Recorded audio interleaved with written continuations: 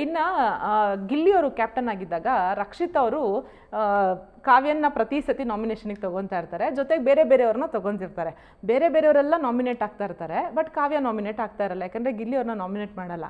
ನಿಮ್ಮನ್ನ ತಗೊಂಡು ರಕ್ಷಿತ್ ಆಮೇಲೆ ಹೇಳ್ತಾರೆ, ನಾನು ಸಿಲ್ಲಿ ರೀಸನ್ ಕೊಟ್ಟೆ ಧನುಷ್ ಅವರಿಗೆ, ಬಟ್ ಸ್ಟಿಲ್ ಗಿಲ್ಲಿ ಕಾವ್ಯನೇ ಸೆಲೆಕ್ಟ್ ಮಾಡಿಕೊಂಡ್ರು ಅಂದರೆ ನಾಮಿನೇಟ್ ಮಾಡ್ದಲೇ ಇರೋದಕ್ಕೆ ಅಂತ.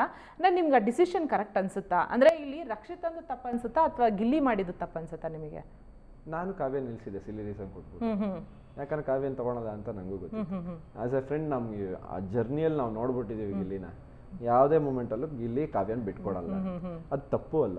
ಒಬ್ರು ನಾವು ಇಷ್ಟಪಡ್ತೀವಿ ಅಂದ್ರೆ ಅವ್ರನ್ನ ತಪ್ಪಿರ್ಲಿ ಸರಿ ಇರ್ಲಿ ಅವ್ರನ್ನ ಬಿಟ್ಕೊಡ್ಬಾರ್ದು ಅಂತಾನೆ ಎಲ್ರು ನಿಂತ್ಕೊಡೋದು. ಅವ್ನು ಬಿಟ್ಕೊಟ್ಟಿಲ್ಲ, ಗೊತ್ತಿತ್ತು ನಮ್ಮೆಲ್ರಿಗೂ. ಆದ್ರೂ ಆ ಟೈಮಲ್ಲಿ ರಕ್ಷಿತಾ ಮಾಡಿತ್ತಪ್ಪ ಗಿಲ್ಲಿ ಮಾಡಿತ್ತಪ್ಪ ಅಂತ ನಾನು ಹೇಳಕ್ಕಾಗಲ್ಲ. ಇವಾಗ ರಕ್ಷಿತಾ ಇಲ್ಲಿ ಸಿಲ್ಲಿ ರೀಸನ್ ಕೊಟ್ಮೇಲೆ ಅವ್ರನ್ನೇ ತಗೋಬೇಕು ಅಂತ ನಿಲ್ಸಿರ್ಬೋದು. ಅವ್ನಿಗಿಲ್ಲ, ಏನೇ ಆಗ್ಲಿ ನನ್ಗೆ ಕೆಟ್ಟ ಹೆಸರು ಬರಲಿ ಪರವಾಗಿಲ್ಲ, ನಾನು ಕಾವ್ಯ ಹೆಸರು ತಗೊಳಲ್ಲ, ಅದೇನ ಆಗ್ಬಿಡ್ಲಿ ಅಂತಾನು ಅವ್ನಿಗಿರ್ಬೋದು. ಆಸ್ ಎ ಫ್ರೆಂಡ್ ವ್ಯೂ ನೋಡಿದ್ರೆ ಅದು ಕರೆಕ್ಟ್ ಅಂತ ಅನ್ಸುತ್ತೆ. ಆಸ್ ಎ ಆಟ ಪ್ರಕಾರ ನೋಡಿದ್ರೆ ಅದು ರಾಂಗ್.